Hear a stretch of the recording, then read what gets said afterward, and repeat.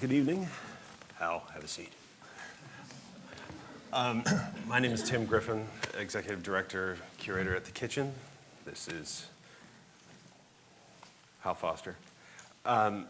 It's an incredible honor to have him back. We've been very lucky to have Hal around on a few occasions here.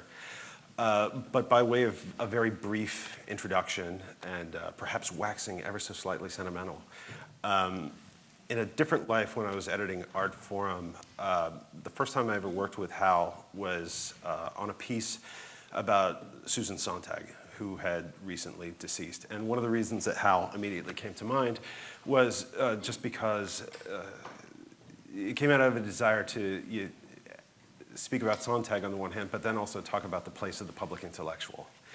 And I think that the example of Hal over the years has definitely been that of the public intellectual remaining not only a possibility, but a position of great urgency in our culture.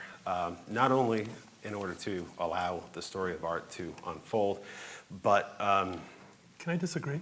Can we start right now? We've got so much time. We have so much time on our hands. Okay. Anyway. Go ahead. Sorry. To go from anti-aesthetic design and crime, and I think in this newest iteration, Bad New Days, an ability that is singular in terms of looking at the inner workings of art, but then in incredible dialogue with culture at large. Hal, with that, thank you so much for being here this evening. Thank you all for being here this evening. And without further ado, Hal Foster. Sorry? Can I borrow it? Yeah, sure. Thanks, Tim, and everyone at the kitchen, and thank you all for coming. It's a slow night in Chelsea, I guess. Anyway, public intellectual. I think that's a term that we should just let go. Both sides, both terms within the term. But anyway, thank you. I'm not worthy. So what I thought I would do, just to get started, I think Tim and I want to talk for the most part and also hear from you, is just to tell you a little bit of the book, maybe read a bit of the preface, and then a few of the notes that end the book. There's a coda that's meant to be polemical, but to many of you it might seem dated, too dated to be polemical. So, about this book.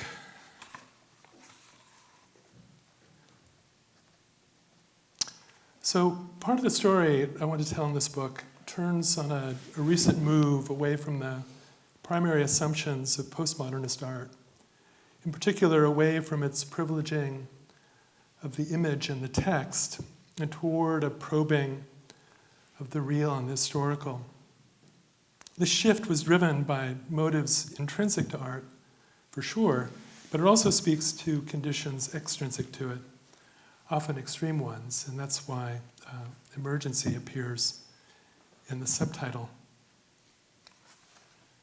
So I talk about 5 terms: abject, archival, mimetic, precarious, and post-critical. Post-critical has a question mark at the end. I don't pretend to invent these terms. I think terms are collaborative, collective efforts. I thought for a while I should call them paradigms, but that seemed pretentious, and I don't think they really are paradigms. I do think, however, that they have oriented some work, at least some work that's interested me, and I think it's important to propose terms in order to debate them, because otherwise we get lost in, maybe not lost for some, but I feel lost in a babble of conversations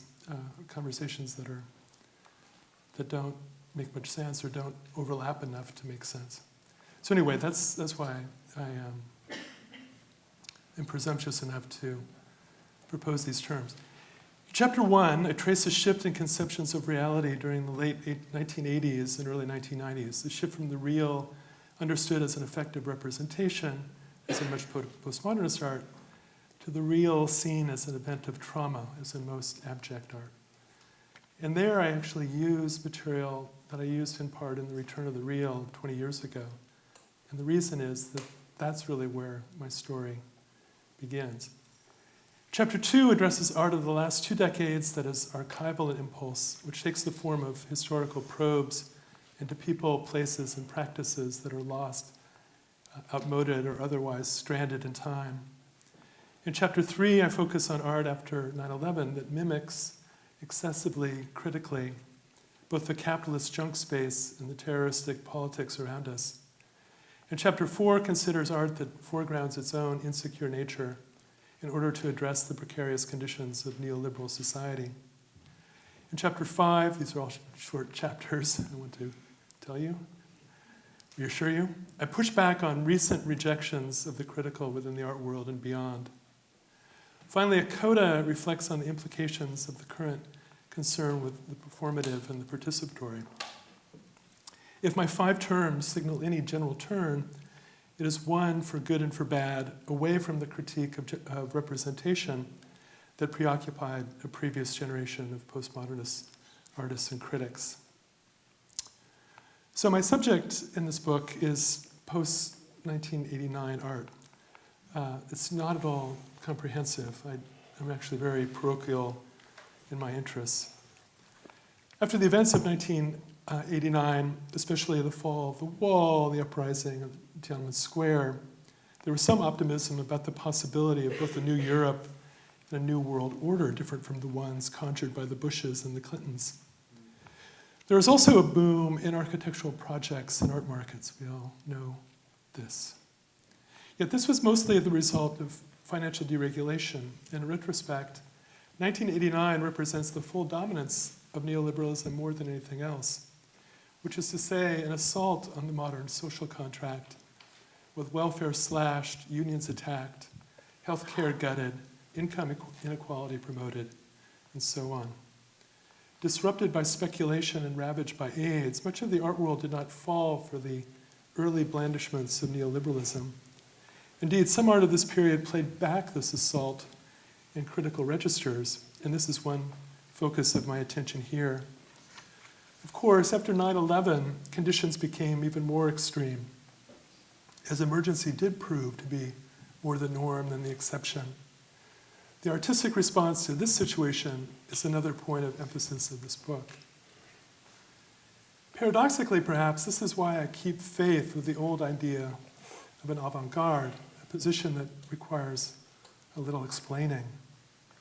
Typically, the avant-garde is defined in 2 ways only: as vanguard in a position of radical innovation, or as resistant in a position of stern refusal to the status quo. Typically, too, the avant-garde is understood to be driven by 2 motives alone: the transgression of a given symbolic order, as with surrealism, say, or the legislation of a new one, as with Russian constructivism. However, the avant-garde that interests me here is neither avant nor rear in these senses. Rather, it is immanent in a caustic way. Far from heroic, it does not pretend that it can break absolutely with the old order or found a new one. Instead, it seeks to trace fractures that already exist within the given order, to pressure them further, even to activate them somehow. Far from defunct, this avant-garde, I think, is alive and well today. So that's from the preface, and then let me just read a couple of the notes that conclude this book. It's called In Praise of Actuality, but it really began life at the kitchen a few years ago. And then I called it, this is actually a title I stole from Rachel Harrison, In Praise of Dead Art. 1, over the last decade, art museums have restaged many performances and dances, mostly from the 1960s and 1970s. Not quite live, not quite dead, these reenactments have introduced a zombie time into these institutions. Sometimes this hybrid temporality, neither present nor past, takes on a gray tonality, not unlike that of the old photographs in which the reenactments are often based. And like these photos, the events seem both real and unreal, documentary and fictive. Sometimes, too, the spaces that are proposed to present this undead art are imagined as gray. Along with the white cube for painting and sculpture and the black box for projected image art, gray boxes are envisioned to maintain such work in a state of suspended animation. 2, this institutionalization can be seen negatively as the recuperation of alternative practices or positively as the recovery of lost events. Like independent film, experimental performance, and dance have come to the art museum both for audience exposure and out of economic necessity. Yet this doesn't explain the sudden embrace of live events in institutions otherwise dedicated to inanimate art. During the recent boom in new museums, Rem Koolhaas remarked that since there is not enough past to go around, its tokens only rise in value. Today, it seems, there is not enough present to go around. For reasons that are obvious in a hyper-mediated age, it is in great demand too, as is anything that feels like presence, like you and me up here right now. Here, the zombie time of reenacted performances complicates matters, for again, they do not seem quite actual. What is staged is less an historical performance than an image of that performance. The performance appears as an image, one destined to produce more. Perhaps it is partly designed to do so. 5, I think I'll skip a few numbers. Given these problems, why has the performative returned as an almost automatic good? One reason, along with its promise of presence, is that it seems to open up the work to its audience, to expose its making once and for all. Such transparency was a goal of various avant-gardes, both pre-war and post-war, and nowhere more so than in process art in the 1960s. Like performance, process is back with us too. Yet today, as then, this making manifest of materials and actions in the work can render its purpose more opaque to the viewer, not more transparent, which is to say that rather than motivate the work, this giving over to materials and actions can make it appear arbitrary. Process can also open up the work to the point of its dispersal, with the result that if anybody experiences any one thing, nobody experiences the same one thing. Does that make sense? Is that logically weird? Want to say it again? No, it's in the book. It's too late. Whatever. Without the possibility of concentrated experience or shared debate, our viewing is likely to be casual and quick, without much aesthetic resonance or discursive consequence. 6, why is the performative so readily embraced? Another reason is that, like process, it is said to activate the viewer, especially so when the two are combined, that is, when a process, an action, or gesture is performed. The assumption is that to leave a work undone is to prompt the viewer to complete it. And yet this attitude can easily become an excuse not to execute fully. A work that appears unfinished hardly ensures that the viewer will be engaged. Indifference is as likely a result, perhaps a more likely one. In any case, such informality tends to discourage sustained attention, both aesthetic and critical. We are likely to pass over the work quickly because its maker seems to have done so prior to us, or because quick effect appears to be what was intended in the first place. 2 further assumptions are no less dubious. The first is that the viewer is somehow passive to begin with, which need not be the case at all. And the second is that a finished work, in the traditional sense, cannot activate the viewer as effectively, which is also false. When it comes to activation, give me a Mondrian over a Machunas any day. 7, might it be that the critique of authorship as authority has done its job, even done it too well? When Duchamp insisted on the share of the beholder in the creative act, and Umberto Eco argued for the radicality of the open work, in their influential essays of 1957, 1958. And when Foucault questioned the author function and Barthes celebrated the death of the author in their landmark texts of 1967, 1968, they did so to challenge the dominance of two positions above all: the formalist idea of the artwork understood as a closed system of significance. This was the central principle of the new criticism of the time. And the popular idea of the artist seen as the fount of all meaning, a residue of romanticism that is still lodged deep in most of us. Those ideas are hardly dominant today. On the contrary, notions of the indeterminacy of the work, as advocated by John Cage in the late 1950s and early 1960s, and strategies for the participation of the viewer, as pioneered by such movements as neoconcretism and Fluxus in the same period, are privileged in art practice and art history alike. Disdained not long ago, they are now prized. That is a good thing, but it is less so if we become oblivious to what motivated the indeterminate and the participatory in the first instance, or indeed blind to how these qualities might be valued in art today, precisely because they are devalued elsewhere in society. The indeterminate reduced by big data, for example, and the participatory diminished in democracies overtaken by oligarchies. I'll just read a couple more. 8.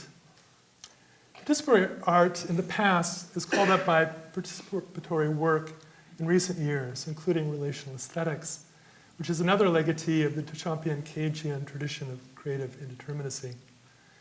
In 1998, Nicolas Bourriaud defined relational art as an ensemble of units to be reactivated by the beholder manipulator. Pierre Wig added in 2002, the question is less what than to whom.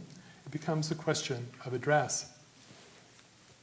Yet when is this activation too great a burden to place on the viewer? And when is this address too invasive a test for the audience?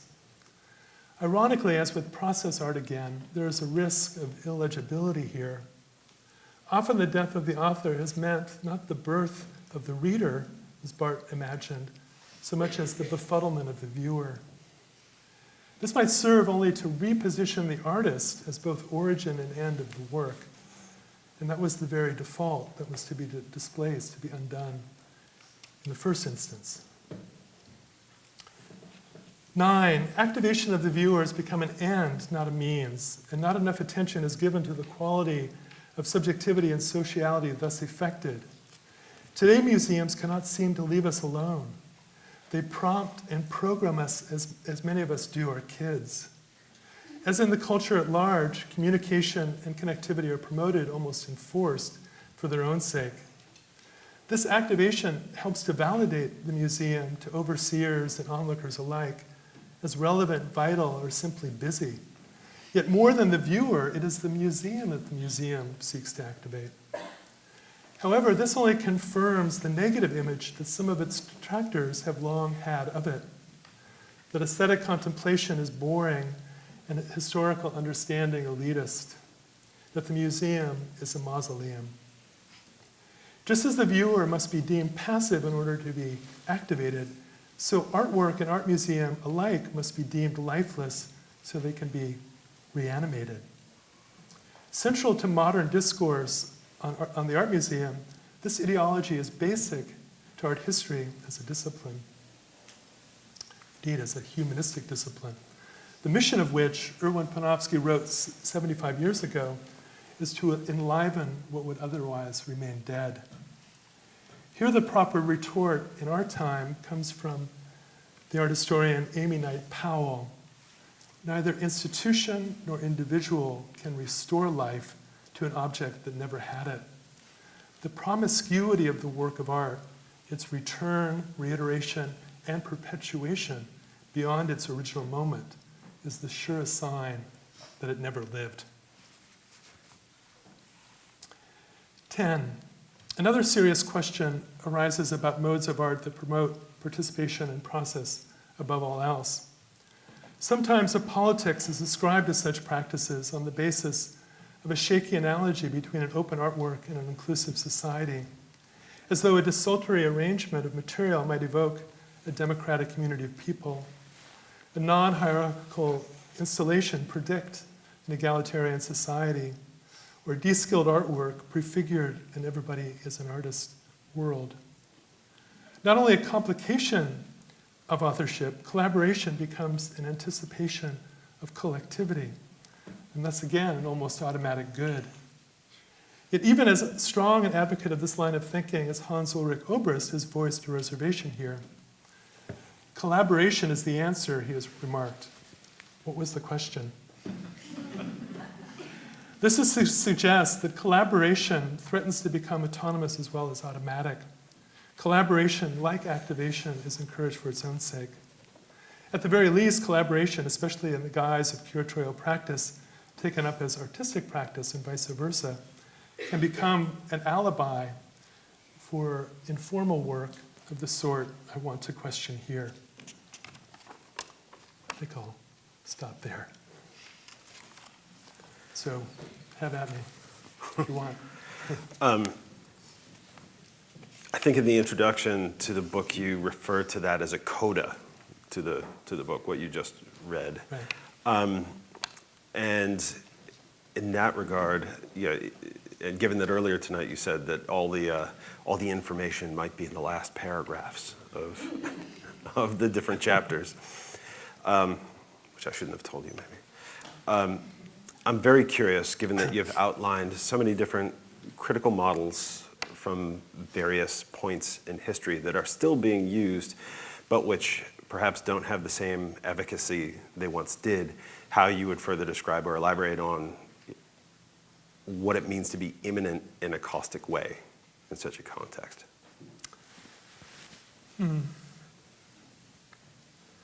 Yeah, I mean, I think this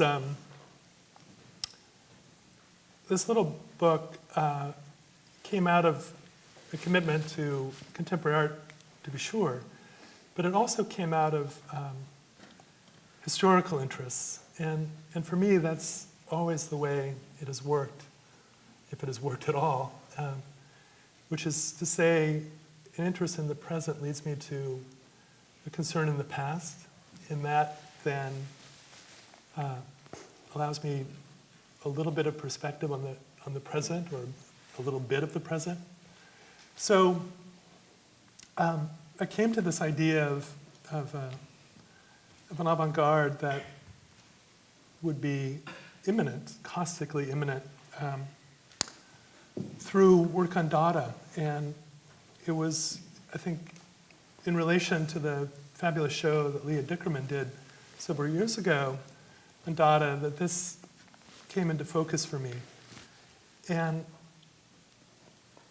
I think, again, what I've seen in the present is a certain move away from a Dadaist genealogy in which Duchamp would dominate, towards a Dadaist lineage in which Hugo Ball would become important. And in a way, the work across the street tonight, Isa Genzken, who figures importantly in the book, represents this other kind of posture that I want to relate to Ball. And Ball, in his extraordinary diaries of Zurich Dada, has this line that once encountered, it's hard to forget. He defines the Dadaist as a person, not even an artist, a person who takes on the dissonances of the age to the point of self-disintegration. That kind of immanence, I mean, that can't get any more caustic.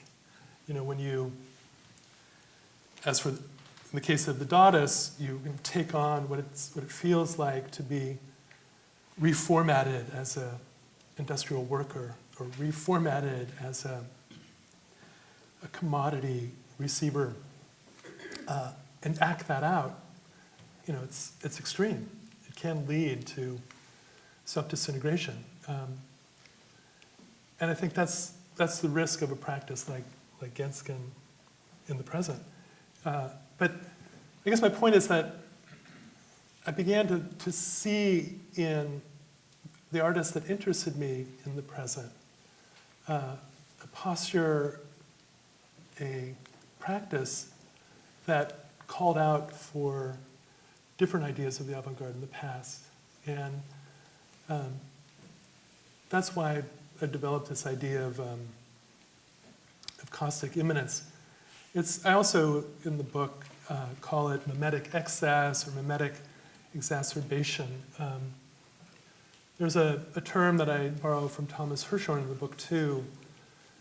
His term is capitalist garbage bucket.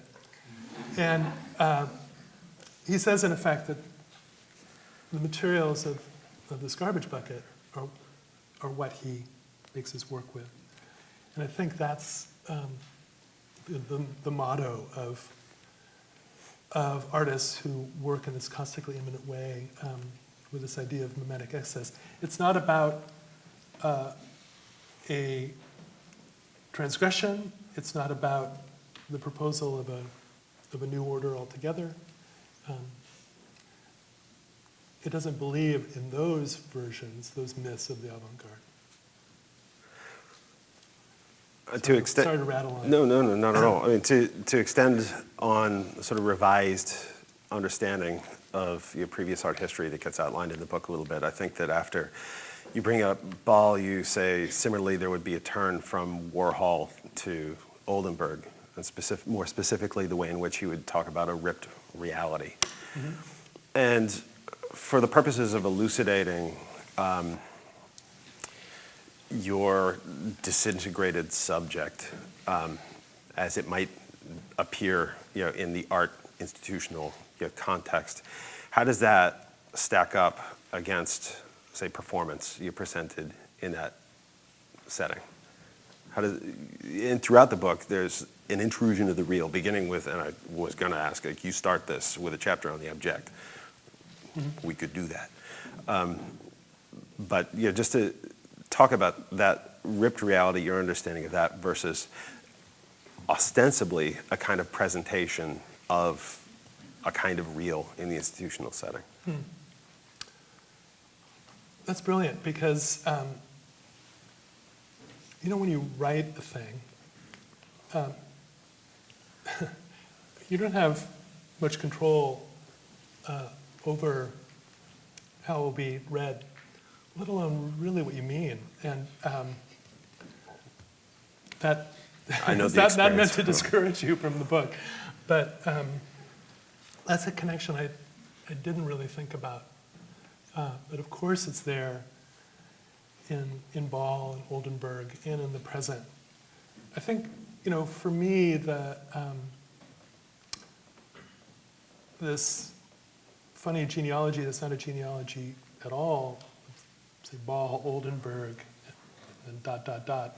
into the present. For me, the tension is not between the making of objects and the making of performance. Although I think you're right, the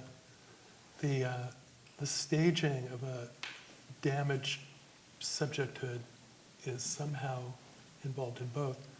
For me, the important distinction or the important tension is between practices like Genzken, like Hirschhorn, like Rachel Harrison that I admire, and other practices that seem to do very similar things, that are mimetically excessive, mimetically exacerbative, but I think have different effects, different implications. So another set of terms that hovers in this book, but is really the terms that guide my historical projects right now, are two terms, from who else but Walter Benjamin.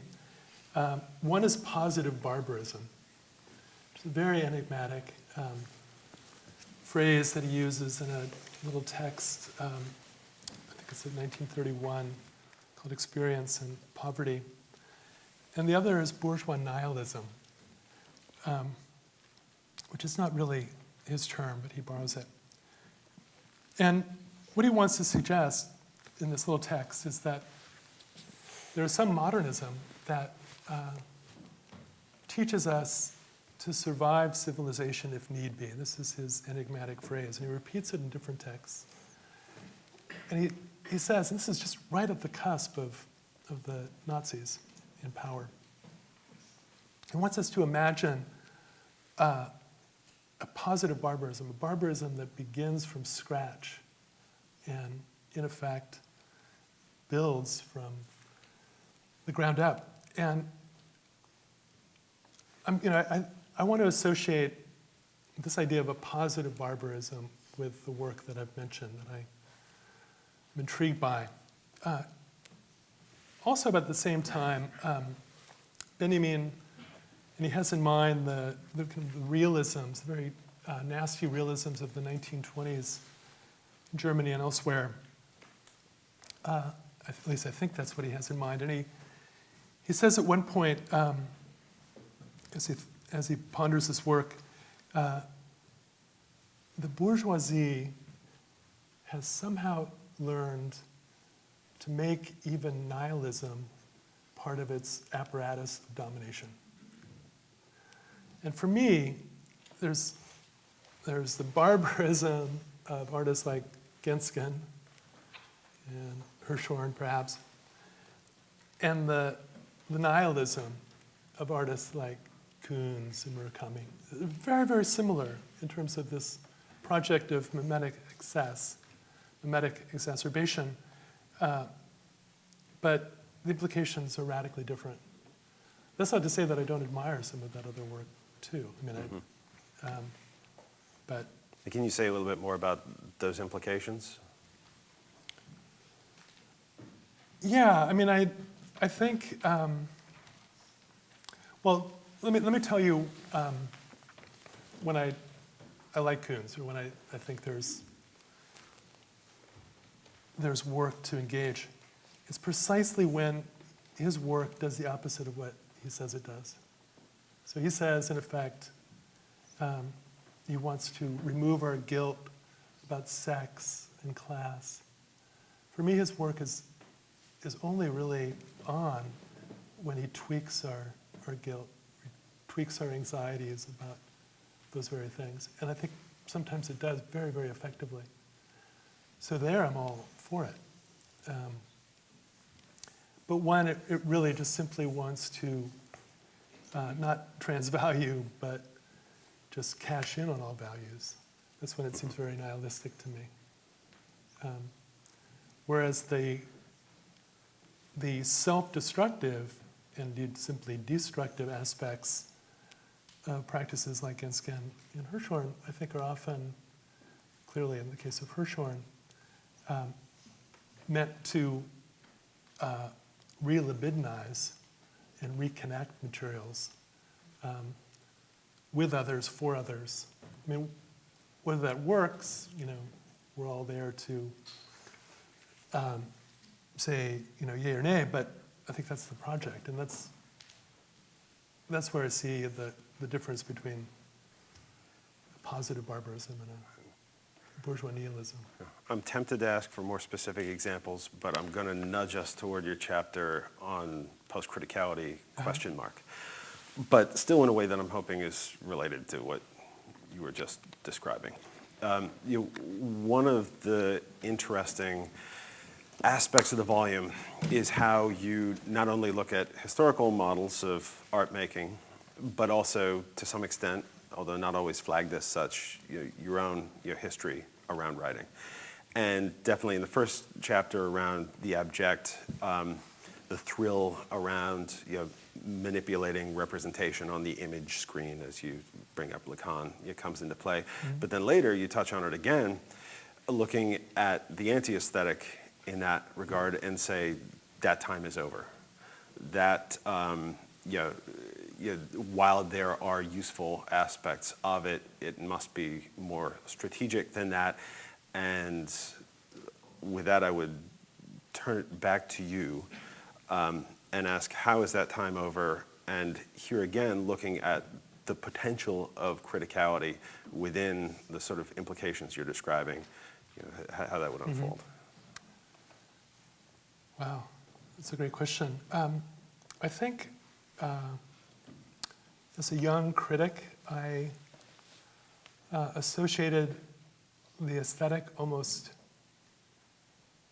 totally with the ideological. I mean, you have to imagine what it was like to be brought up on text by Clement Greenberg and Michael Fried. I mean, both critics I admire hugely, but the kind of aesthetico-ethical imperative that the perfect work of art would make the perfect human being. I mean, it was just too much to take, and it was,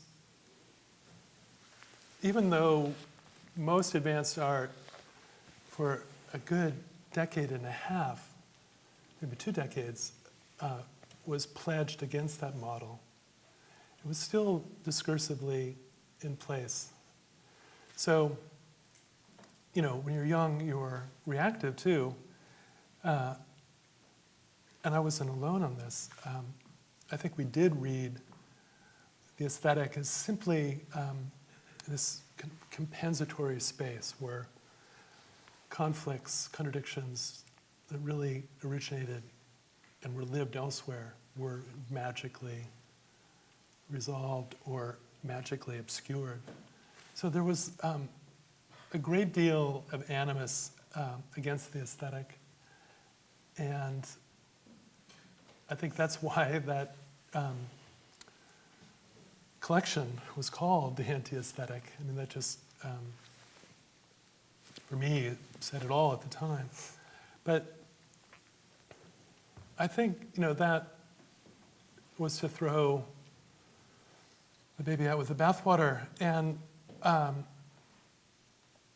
over time, it became apparent to me that there was a critical dimension in the aesthetic,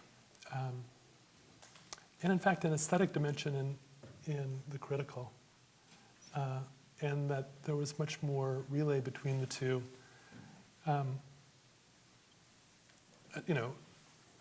It's not just me as I get older, it's the times as they change too. But I think I do remain true to that moment of my formation in terms of my resistance to the post-critical. For me still, critique is necessary.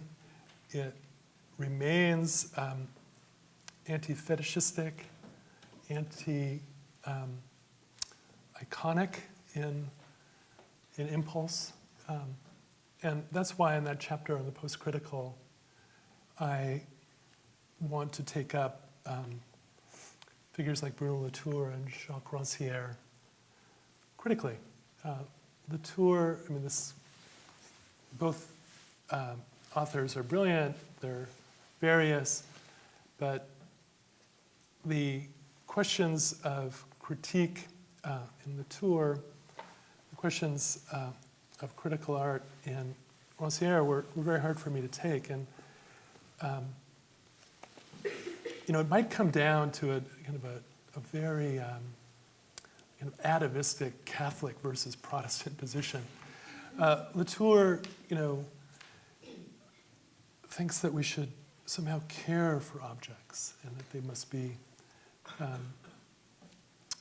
treated as, indeed, as though they were alive, and that critique is just iconoclash, just a puritanical perversity almost. This is to caricature his position. And, I just wanted to push back. As far as Rancière, you are the guy who did a special issue on Rancière in Art Forum not so long ago. I love aspects of Rancière, but that little chapter is offered as a belated antidote to the many who drank the Rancière Kool-Aid. By which I mean that, he He's quite cynical about critical art. He just thinks it's pseudo-negativity, and quite... But you accede him that point. No, not entirely. Not entirely. In terms of, well, continue. No, he thinks everything is bourgeois nihilism that purports to be critical art. I mean, the recycling of commodities to critique commodities, that's his litany. Yeah. But it's also that he's cynical about critical art and naive about the redistribution of the sensible. I mean, that's, for a time there, that seemed to be like the opiate of the art world masses. And I just,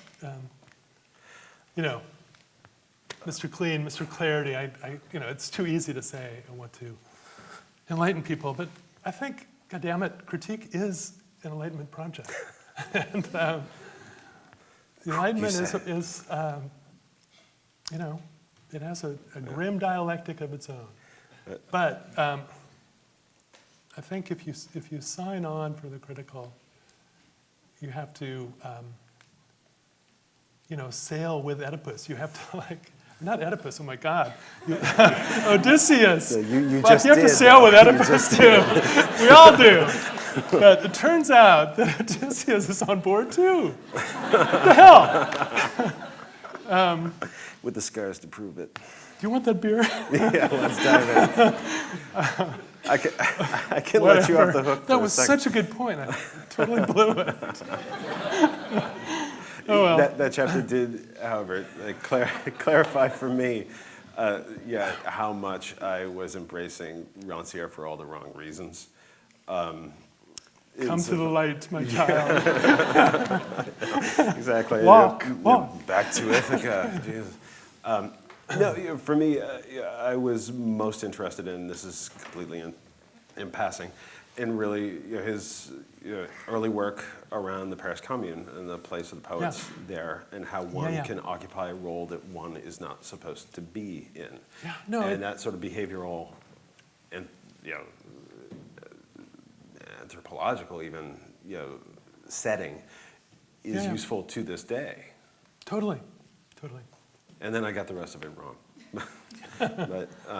But in any case, I feel like that could carry through, and certainly within an art context where artistic production can so often have a kind of redundancy to it. That is a worthwhile point to make.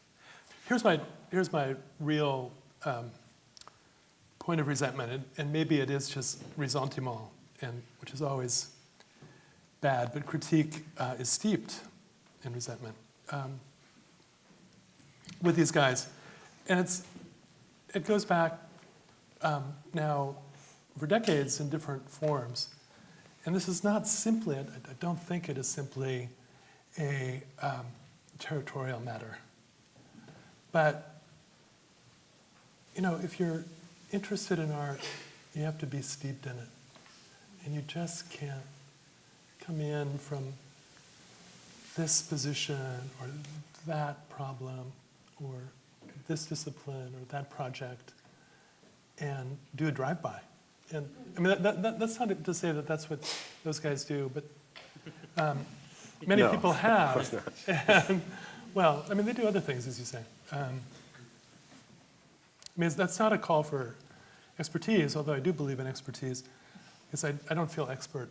I'm certainly not a contemporary art expert, but I do, I do plunge in at times. But I passed the swimming test a long time ago, too. I want to circle back to a little bit on the subject, or on subjecthood, as it comes out in this volume, and as it might relate to these critical models. Mm-hmm. And then we can open it up, I think. You've already talked about the disintegrated subject there. In a passage on John Kessler, you talk about the individual the individual subject as being formed by society, for example. Could you expand on that and how that figures in here.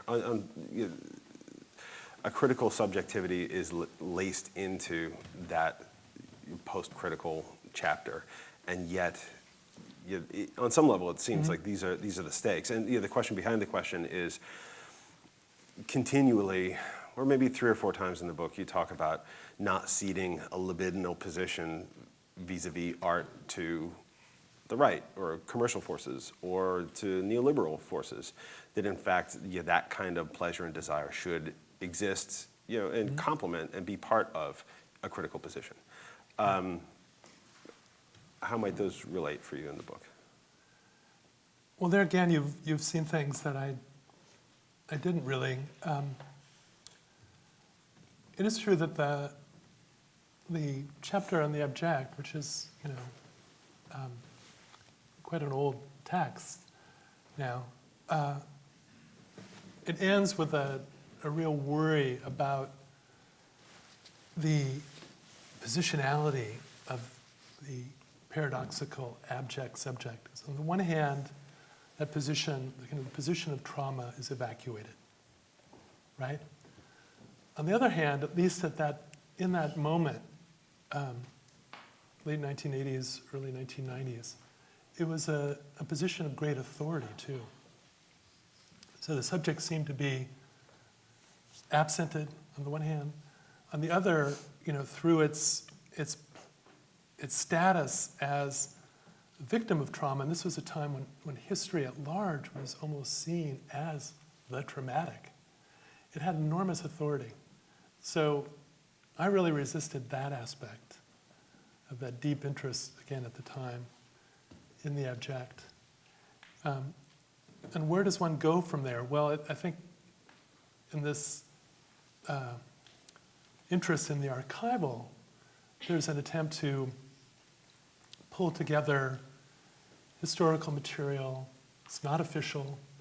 It's not merely subjective, that might be invested with affect, with import in a semi-collective way.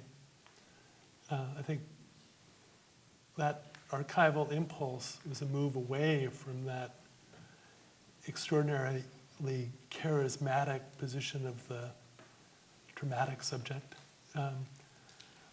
And there might be actually more relation between the abject and the mimetic, that chapter, that strategy of, you take on the dissonances of the age. But I think where I want to get, and I'm not sure it's articulated in the book, but if you read it and if it made you think those thoughts, then maybe it will others too. I think I wanted to get towards the end, towards a different idea of collaboration than one that's on offer in most or much performance and participation today.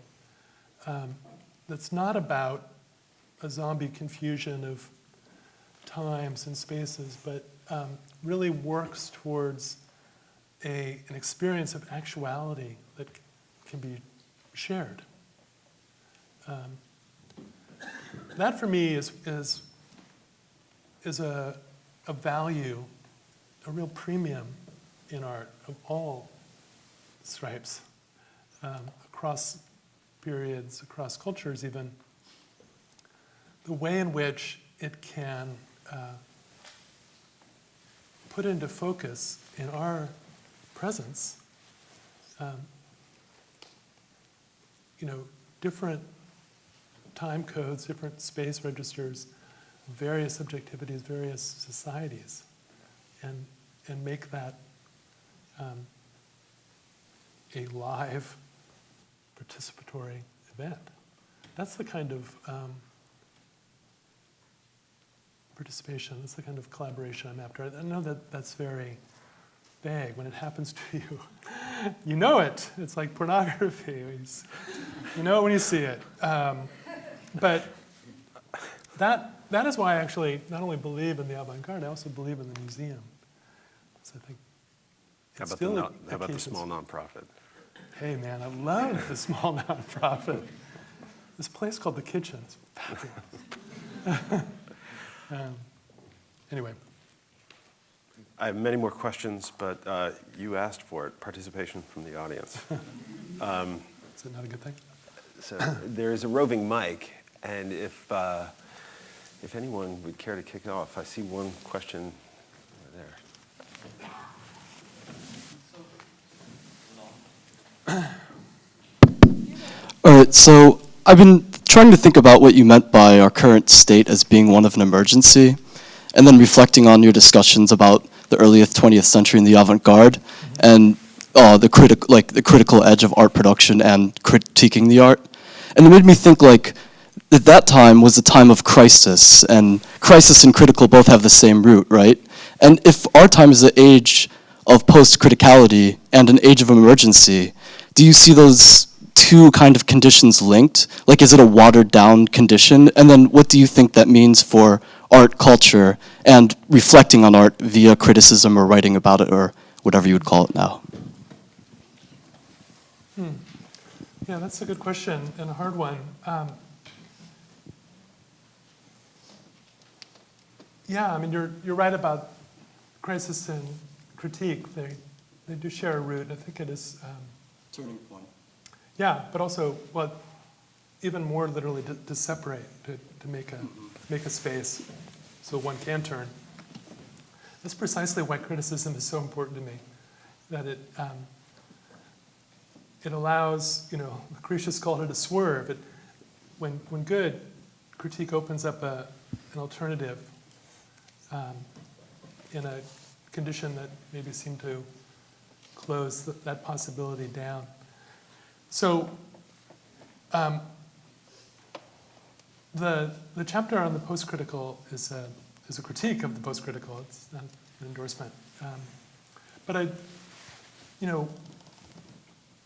why not art criticism crisis? Or why emergency? Well, one could argue that, like crisis, emergency has become a cliche too. It's begun to lose its force as a term. But I mean it, in the Schmittian sense of a moment in which power shows that it's not really grounded in anything except its own authority, which it mostly establishes, or often establishes by violence. So for me, it's not just any old crisis. It's almost as if that ontology of politics has become exposed for all of us to see. I mean, that was the extraordinary thing about the Bush years. In many ways, the Obama years as well. That's why, for me, it's not just the period of this book or the period that we live in is not just a neoliberal moment. It's, it's certainly true as an economic term, and it's not simply a matter of economics, of course. It affects everything. But in the political register, I think we do live at a time of intermittent emergency. And I think my interest is, in this book, is to track how artists have responded. I mean, that the nature of that emergency, the focus of that emergency has changed over the last 25 years. But, to live in the art world in New York at the time of this period, at least in the first years, right around 1989, with the AIDS epidemic, really the full assault on what remained of the social contract, it really did seem like an emergency. And, that continued. Anyway, that's why the term and not crisis.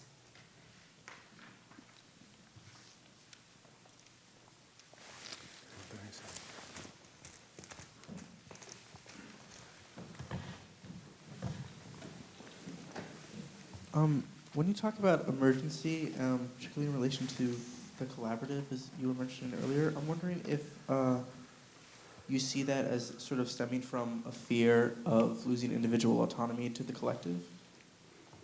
To like the collective autonomy, I mean? A fear of what exactly? Losing individual autonomy to that of the collaborative collective. You mentioned earlier. Yeah, that's just not the problem for me. I think autonomy is a very tricky word, very problematic word for many people.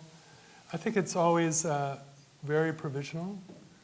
I think it's very late in the day to speak of the autonomy of the individual. I agree with Deleuze that for a long time now, we are individuals. We, as subjects, I think we're palimpsests of many subjectivities that are historically embedded, but the last several in this palimpsest, in this archaeology of the self,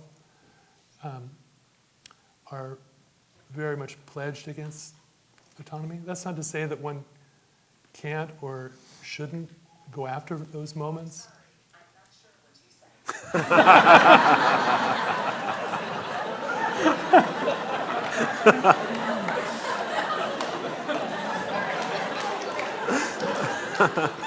say. That's totally the blurb. Sandy says that it was not her phone. We will find out later. That's fantastic.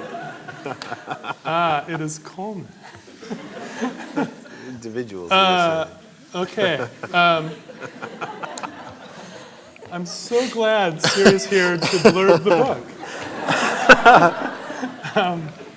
That means that robotically she will get it out to all her automaton friends, and it'll be a huge seller.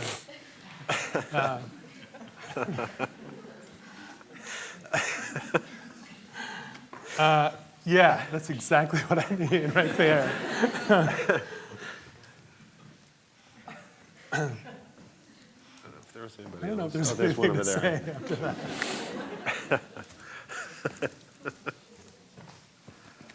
Hello. I don't want to hit on this emergency thing again, but I'm going to. I just got back from Hiroshima, and there obviously it's the 70th anniversary from the dropping of the nuclear weapon. I feel like, whereas the post 9/11 years was the age of emergency, doesn't it seem like we've entered an age of acceptance of emergency? And in terms of that, do you see more cultural resistance in art, or do you see some sort of cultural acceptance? Like, we know that the bomb is there, but what can we really do about it? We know that we have to take our shoes and belts off at the airport, but are we going to keep harping about it, or are we just going to go along with it? That sort of thing. Boy, that question goes way beyond my my limited knowledge of anything. But it interests me that you mentioned Hiroshima because this genealogy of practice in which this little book is weirdly the end at the beginning. In this genealogy, the project that I'm at work on now is to do with the immediate post-war period, right after World War II. And it's about, again, about positive barbarism, about brutal aesthetics. And why is it that after the Holocaust, after the bomb, after scores of millions dead, artists and theorists look to begin again. How they look to begin. I mean, the why is obvious, but how they look to begin again. So why does Dubuffet develop this idea of art brut? Why does Bataille go into the caves in search of the beginning of art, man, religion.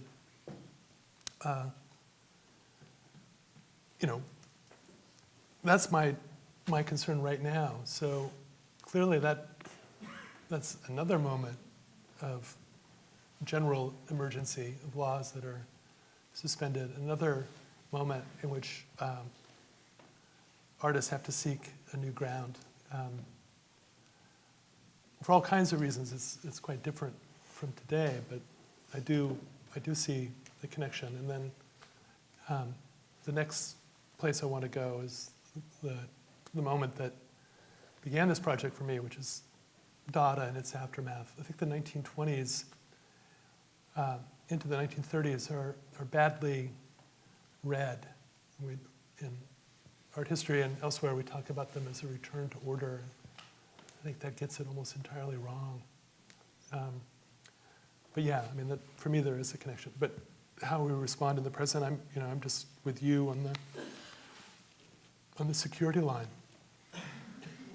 I just want to get through fast too. I don't question. Sorry, he's had his hand up for a while, sorry. I think the question has got progressively worse as I've been waiting. It's a two-part question. It has to do with neoliberalism and how you're defining it, and aesthetics. So neoliberalism, are you defining it as the idea that consumption can become a form of government? Sort of like corporations can sort of replace the state? And if so, isn't liberalism the idea that the government should leave their hands off of consumption or the market? And I would like you maybe to speak to those two, because it seems to me that aesthetics and criticism, it seems that perhaps critics' hands are tied just because of the sort of history of aesthetics, in the sense if you could just reduce it to Kant. He had two categorical imperatives, that it can't really be about politics and desire, and it really can't be about sort of social understanding. It's supposed to be about pleasure and displeasure. And my point is, how much are we sort of just playing this Enlightenment thought out?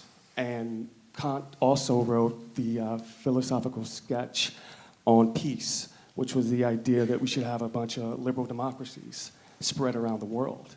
And it seems that's what we're sort of doing. I know it's a lot, but... Right, yeah. No, that's great. It's fabulous. Yeah, I mean, in many ways, I think the corporation has replaced the state.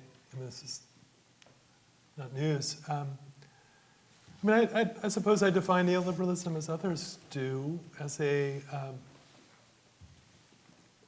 process of privatization and deregulation that seems to know no bounds. There's not too much political will in this country to resist it. I mean, I think when the disasters of the climate, of the environment become more extreme, that'll be the only time when there will be resistance at any serious level of collectivity. That's my sense. But I'm interested in how artists have responded to this question. I'm not interested in another account of how the market has completely reformatted the art world. That's there. That account is out there. I think it's almost the only account we get in the mass media. I mean, that is what art represents for most people now, if it represents anything.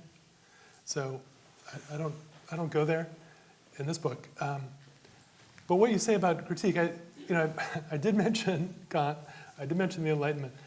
That doesn't mean that I think critique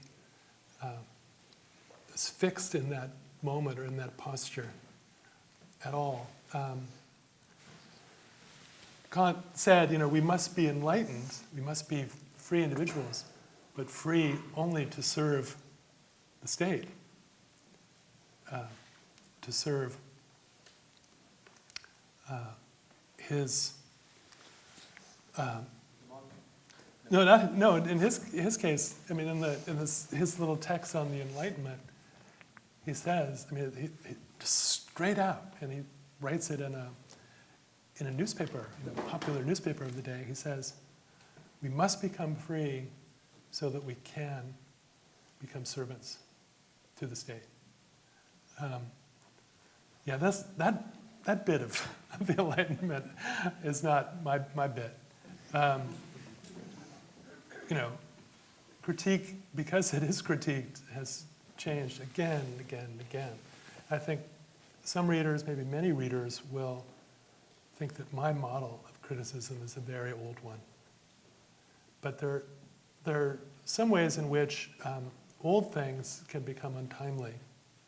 And that's my hope, especially in the post-critical chapter, my reaffirmation of the critical. But you're right to point out that kind of difficult origin of the term. So thanks for that. I have one last question. Most of these questions have been oriented in relation to the question of an emergency. And with this last question, it seems that contemporary or late capitalism is a productive space to locate the emergency. And perhaps the emergency is that of relation, as you've gestured to in your desire for a reimagined collaborative spirit. And I think appropriately questions have been raised about the transcendence of collaboration, either what are we collaborating on and for whom is the collaboration for. Right. And I'm curious what you, if you see there to be some, that it must be addressed, the space that these things take place in. For instance, just this evening, the positive barbarism is in David Zwirner. Yeah. Totally right. Yeah.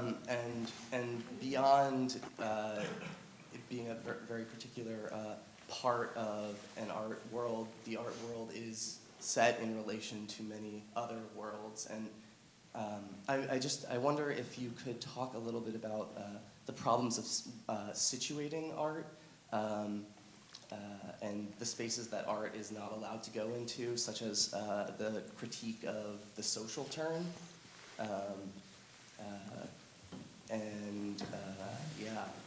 If you could speak about where art could be and what might enable your initial thoughts on what might enable a more productive spirit of negotiation or collaboration. Yeah. This is not just an innovation. I actually do believe, honestly, that a critic doesn't dispose, a critic doesn't even propose, a critic reacts. So it's very hard for me to imagine new places and new functions for it. But let me tell you about an old one that I would hope to see recovered in the present, or at least perhaps in the future. And it's a fictional example, but it is one that comes, at least in the history of the narrative, at a time of great emergency. It comes from this extraordinary novel by Peter Weiss called The Aesthetics of Resistance. Not much read. It's translated into English now, and it concerns a group of young communists in the period just after the Nazi takeover in Berlin. What they need to do to hold together as a little collective, not only for political acts of resistance, but as working class kids without much education. And one thing they do is they go to the Pergamon altar in Berlin. You know, it's a colonial trophy, this extraordinary Hellenistic piece of architecture that's still there, right in Berlin. And they begin through teaching each other to assemble, I mean, what they know, you know, what each individual knows, they exchange, they discuss, they argue about, you know, this Hellenistic trophy. And what they're able to do, at least in this fictional example, is to reimagine a history of empire that they are able to see in relation to their own present. And they can only do it together. And it's in relation to a work of art, I suppose. And it's all about actuality. It's all about a way, through aesthetic appreciation, if you like, to make a political understanding, a historical understanding. And that in a way is always, I mean, ever since I read it, always been an ideal. I mean, crazily utopian one, perhaps. It maybe makes, you know, my version of Kool-Aid even more deadly than the Rancière one. But yeah, that's my ideal. Is that through contemplation art can be something? No, it's through disputation, argumentation, allegory, because they're confronted with an empire in their present that they want to understand, but they do so through this ancient piece of art and architecture. But it's always in reference, I guess what I meant, not contemplation, but in reference, that art becomes the reference through which this disputation can take place. Yeah, Which is amen. in contrast to like a relational aesthetics maybe, right?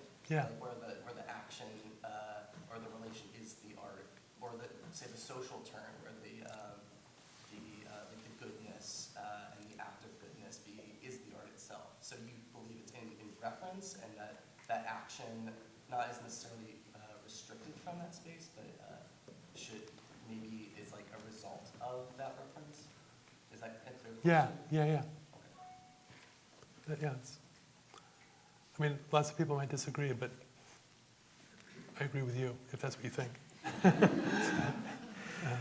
With that, Hal, may your volume be well disputed.